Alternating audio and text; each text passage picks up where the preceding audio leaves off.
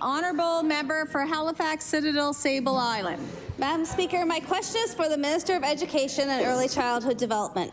In the 2023 Student Success Survey, 51% of 2SLGBTQIA+ students reported having experienced homophobia or transphobia while at school, and I'll table that.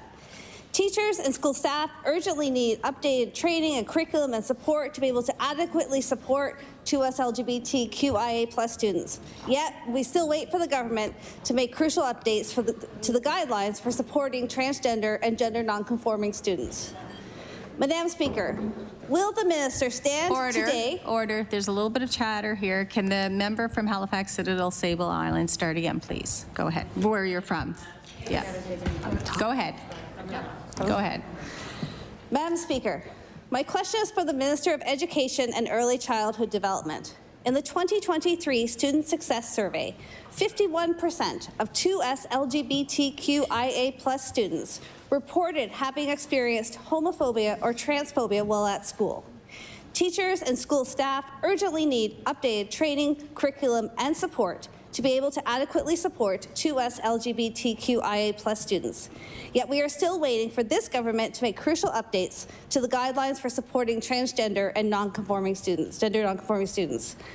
Will the minister stand today and assure 2SLGBTQIA+ students and their families that an update to the guidelines will be delivered by the end of this school year, June 2023? I recognize the Honourable Minister of Education. Thank you, Madam Speaker, and thank you to the member opposite for the question.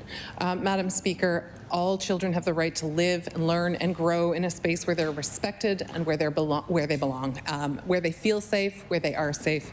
Madam Speaker, the well-being, health and safety of our 2SLGBTQIA+ students is incredibly important to our government, to the department and to regions, and that's in fact why we do the work around that student success survey and why we disaggregate that data so we have an understanding of the experiences of our students. Madam Speaker, the guidelines that are in place were put in place in 2014. Madam Speaker, they were put in place in collaboration with and on the advice of health professionals, colleagues across the education system. And Madam Speaker, we are working to review those right now. I recognize the honourable member for Halifax Citadel Sable Island. We've known that 2SLGBTQIA+ students are vulnerable in our school system for years now. This sense of vulnerability and the anxiety that comes with it is only worsening. 2SLGBTQIA students are very well aware that their very existence is a source of political fodder in other provinces, by other premiers, and by a federal leader. The Canadian Security Intelligence Service has warned that this increase in extremist rhetoric against the community is likely to inspire greater violence this year, and I'll table that. While Nova Scotians wait for concrete action, will the minister stand today and assure 2SLGBTQIA students and their families that they are safe today and always to use the pronouns and names they choose in Nova Scotia schools? I recognize the Honourable Minister of Education.